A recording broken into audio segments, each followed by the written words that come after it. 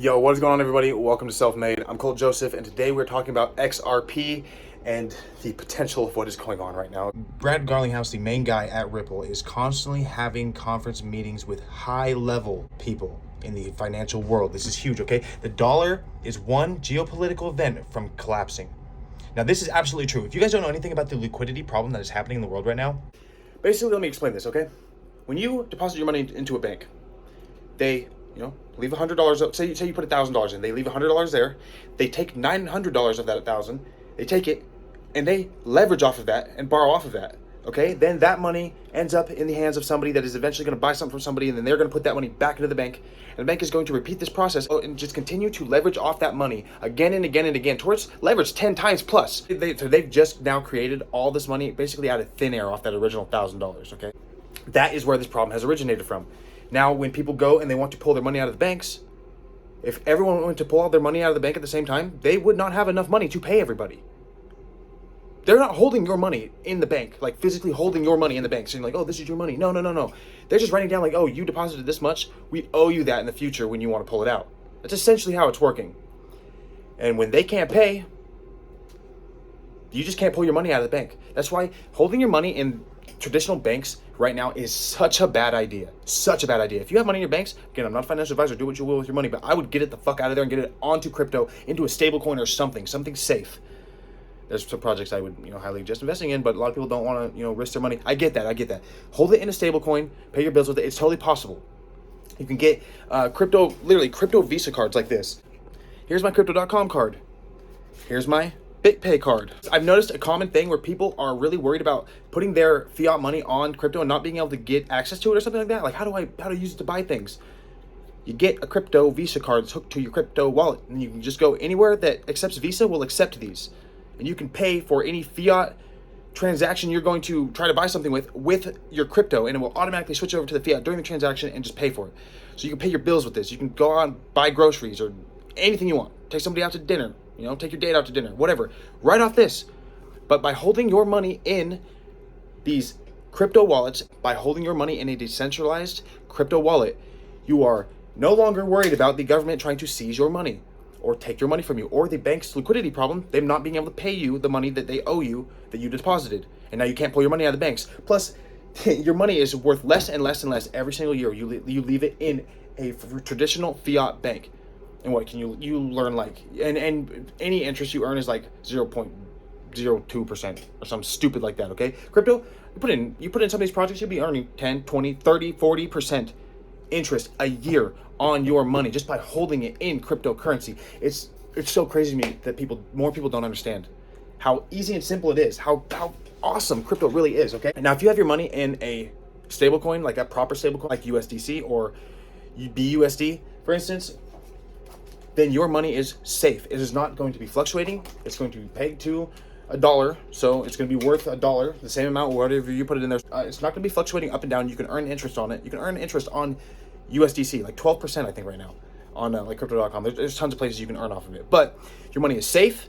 The government could not take it from you. You are your own banker. There's no middleman. You can send your money anywhere in the world in a fucking instant to any other wallet, to anybody you want, make any transaction you want, anywhere. Your money's good in every country that you're in. It doesn't matter. Crypto literally is the best version of money that there is, period, okay? And you can get in early right now and make a lot of money off of it just by doing a little bit of research and investing into key coins, being any of the ISO 222 compliant coins.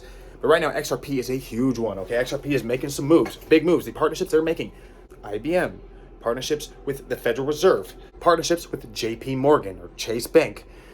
So all of the top financial systems of the world are currently making partnerships with XRP, or Ripple, particularly the company, and using XRP, the XRP Ledger, to solve so many problems. The bank-to-bank transfer network. XRP is going to solve the liquidity problem that the world is currently having. That is what's happening right now. The fiat currencies are going to crash really hard, and people are going to be forced to. They were like, we need something else that works. Fiat is no longer. They have to create basically a disaster in the fiat currency before people are even going to be willing to accept the change of adopting a new type of currency. There has to be a problem with the old one for them to move to a new one. The liquidity this whole liquidity crisis is literally exactly that. And the SEC, I truly believe the SEC is doing all this bogus ass lawsuits just to hold off crypto from growing truly to where it needs to be, because the cryptocurrency world is not ready yet. We're waiting for November ISO 222 to come live, ISO 222 to go live. I think that all of crypto and all of the ISO coins are just being stalled right now and purposely held down. The prices of them held down, because if you look at the amount of money that's going to be running through XRP, the price of the coin, because there's only so many coins, it has to be a number that is way higher than it is right now. There's no ifs, ands, or buts around it. That's how it's going to work. So buying into XRP right now is probably one of the best investments you could ever make. And I mean that. Now, that's my opinion. I'm not a financial advisor. Make your own decisions. But I'm just telling you the truth, because I've done a lot of research on this. Ripple is no longer selling XRP to the consumer market, to exchanges, to anything that is not their ODL partners. And they are buying millions of them back constantly all the time. So they're basically sucking all of the XRP back out of the consumer market and selling it all to the ODL partners, being the banks, being the institutions, the banks, being the institutions and banks and the systems that really need to use the XRP ledger. XRP was not meant for us, okay? So it's going to come to a point where the supply is going to get so low for us that you're not even going to be able to get XRP. Now, that can change, but that's just right now with the way things are working, that's where we're headed.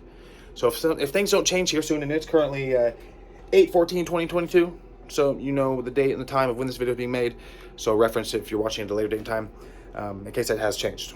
But it's a good possibility you're not even going to be able to get XRP for much longer, so XRP might just be the best investment you could ever make in history. We shall see. But tell me, wouldn't you rather be in it just in case it is, rather than not be in it? You don't even got to be in it a lot. Just put a little money in there. Again, make your own decisions, but just, it's a thought. Make the case for XRP. What is its benefit and purpose? Well, I would say there's kind of two aspects to that. So one of them is like, what is Ripple doing with XRP? And the other one is like, what is everybody else in the world doing with XRP? From Ripple's point of view, XRP has the properties to be a sort of intermediary or settlement asset because it's fast, it is cheap, and it's cheap to move. So what I mean by a settlement asset is when you pulled out that 50-pound note, and we point out like you can't move the 50-pound note to Mars in 50 milliseconds. XRP you can move around the world in just a couple of seconds. It's much faster than Bitcoin or Ethereum. You need a very fast rocket ship to get there in that time. So one example of a use case that Qualix is using right now is remittances between the United States and Mexico. So rather than having to move that money the conventional way, which takes several days and is very expensive, they just buy XRP at the moment they need it, and a few seconds later they sell that XRP for Mexican pesos. So what you have is you have a remittance pipeline that sources liquidity on demand, and you're not exposed to the volatility of cryptocurrencies because XRP is so fast you hold it for a minute or two. That's less volatility than the peso over 2 or 3 days. And it's 40 to 60% cheaper. So we're pursuing those kind of intermediate, like if we're going to have hundreds of thousands of assets, we can't have millions of asset pairs with deep liquidity. Like you can't take any one of those 100,000 assets and have lots of liquidity in every single other one of those 100,000 assets. There's just too many of them. So our strategy is to position XRP as sort of the intermediary asset, the sort of the liquidity source. As far as what other people are doing, the XRP Ledger has very low fees, very high throughput, and very high speeds, and it also has a decentralized exchange built in, so it can host other assets. So other people are experimenting with things like micropayments use cases, like eliminating advertisements where you pay for content instead, those kinds of things. As you can see, XRP is doing a lot right now. That is David Schwartz, one of the main guys at Ripple and behind the creation of XRP and the XRP Ledger. XRP, this could be your last chance, guys. Take this seriously, for real. Once the SEC lawsuit ends, you need to hold your XRP for the next 3 months. I think more like the next 3 years, because you're going to see gains that are just out of this world if you hold it for the next 3 years. Absolutely everything is going according to plan with XRP. This is true. I don't think you guys understand how embarrassing the SEC has gotten by the Ripple case. They have been totally exposed as the frauds they are. For all you XRP haters out there, Brad Garlinghouse and the company are doing the Lord's work. At minimum, SEC is getting restructured. Yeah, fuck the SEC, honestly. They are so corrupt right now. So corrupt. SEC can't destroy XRP, but they could really slow things down, which they have for 2 years, and costed Ripple over $100 million in legal fees. Lawsuit coming to an end soon. I'm assuming by November, this is going to have come to a head. We are currently in August right now, and in November, the ISO 222 goes live, which XRP is compliant with, okay? It is going to become the interoperability network for all banks across the world, and possibly They're even talking about making it the world's reserve currency. And it solves the biggest problem, the liquidity problem right now. So the SEC with their Ethereum free pass speech, essentially if it's actually for real accurate, which we're gonna find out, they had already mentioned and cleared Ripple and XRP in that original speech. That's why they're trying to hide it so badly. They do not want it coming out, but they're being ordered by the judges, by multiple judges at this point, to release it. So the SEC is exposed. Ripple's going to win this case. I truly believe that. I can't guarantee it because, you know, the legal system is weird and anything can happen. But it's looking very, very positive for Ripple in this whole case. Because we all know XRP is not a security. Currencies need to be as liquid as possible, and so they need to have as many use cases as possible. For XRP, for example, the kind of early beachhead has been cross-border payments, but we see that as just the beginning of something that really has a multitude of use cases to get as liquid as possible. That's what drives utility and value at the end of the day should go. That is huge. Everything looks so promising for Ripple and XRP. Everything looks so good for the XRP Ledger. Here we go. I show these diagrams all the time, okay? Here we are, Ripple, CBDC, central bank digital currencies, Ripple CBDC platform, the XRP Ledger. It's all linked together. Onboard, mint, distribute, transact, redeem, destroy. The full system right there. Ripple designed CBDCs provides means to bridge currencies with XRP, allows efficient cross-asset and cross-border transactions. This is huge. It's so huge. I can't even put a number on what this is going to be. The XRP Ledger is game-changing in our future financial system, and people just are not understanding. I don't think. Okay, this is going to be so massive. Through API and multiple SDKs, integration into existing systems is suitable for traditional and non-traditional participants. XRP is the future, okay? When it comes to money, when it comes to financial system, XRP is the future.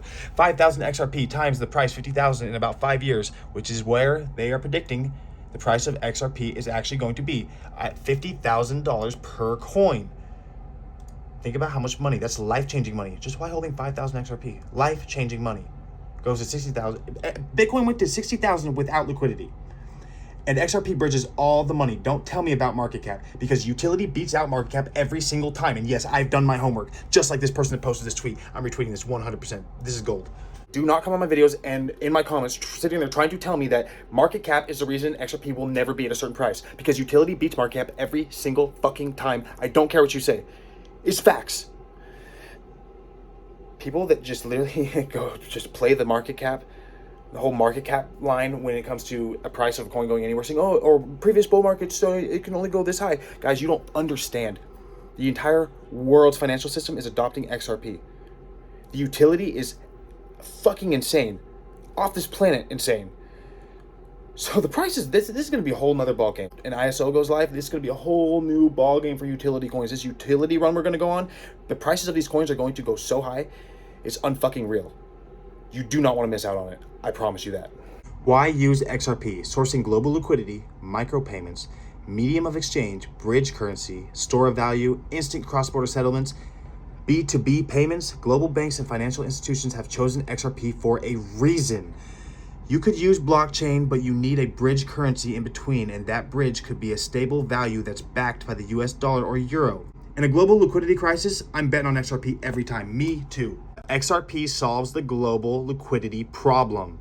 Just look at what's happening in China right now. Chinese banks recently defrauded billions of dollars from its customers and froze access to their life savings that are most likely no longer there. Mass protests have erupted across the nation. And according to some reports, President Xi has already rolled in the tanks, ordering them to defend China's banks from the people. The situation is complex and shrouded in propaganda. But despite information, one thing is pretty certain. China's economy could be on the verge of total collapse. And if it falls, it could take many of us down with it as well. What's happening in China now has massive global implications that could result in Americans and Europeans losing trillions of dollars of their own bank deposits. In April this year, Chinese banks began quietly restricting access to customers' money. It began in Henan province, where people found it difficult to withdraw large sums from their accounts. They discovered they couldn't access their life savings, and eventually none of their money at all. Word of this quickly began to spread throughout China. Viral posts on social media warned people people banks were running out of money, which caused a frenzy across the country. This resulted in massive protests taking place against the nation's banks and the Chinese government. Protests that are still going on today, and reportedly what's caused the government to retaliate with tanks. Why did this crisis start in the first place? Well, it seems that it has everything to do with the banks mismanaging its customers' money. In an effort to acquire new customers, banks in Henan province began advertising online and offering customers extremely high interest rates on their deposits. Interest rates tied to investments the banks said were risk-free. But in the world of finance, almost nothing is ever risk-free. The banks also falsely advertised their products, leading Chinese citizens to believe that they were putting money into a normal savings account, which under Chinese law would be insured by the government. However, the savings were instead going into riskier financial investments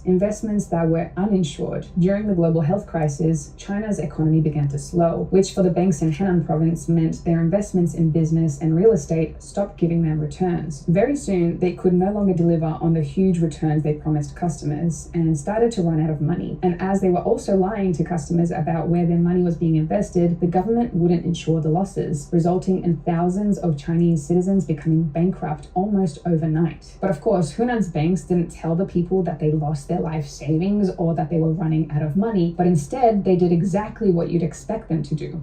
They lied. Knowing they didn't have enough to cover withdrawals, banks blocked customers from accessing their money. Firstly, they claimed online services were going down for maintenance, meaning people couldn't access online banking. But this was all just a ploy, as months later, many of these banks' websites are still down for maintenance today. At ATMs, people also found they couldn't withdraw money, with machines declining all requests to produce cash, regardless of how much a customer had in their account. And if they tried to use an ATM too many times, the bank would just shut down their cards or accounts altogether, claiming evidence of fraudulent activity. While this was all happening, the CEO of Hunan's investment group responsible for the whole fiasco fled the country, according to reports, possibly to the United States, leaving customers to deal with the situation on their own. And with an estimated $6 billion shortfall, most of them will never get back. Now, as you can imagine, the people didn't really take this all too well, and this is when the protests started. The protests that are still happening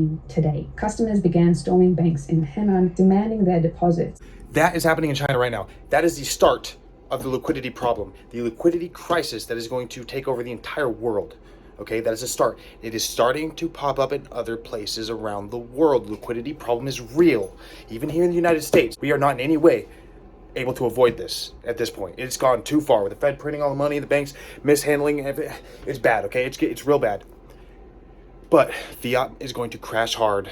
ISO is going to go live in November, and everything is going to switch over. The fourth industrial revolution is on its way, and you guys want to be involved and be invested in any way you can, the best ways you can. But yeah, I'm going to wrap up the video here. I really hope you guys understand what is going on. Do some research on your own, figure it out. The people that get it are going to do the research, they're going to figure it out, and they're going to be part of the 1% in the future. It just is what it is. I'm not a financial advisor. Make your own decisions when investing your money. I have to throw that out there. I will see you guys in the next video. I'm Cole Joseph. Peace.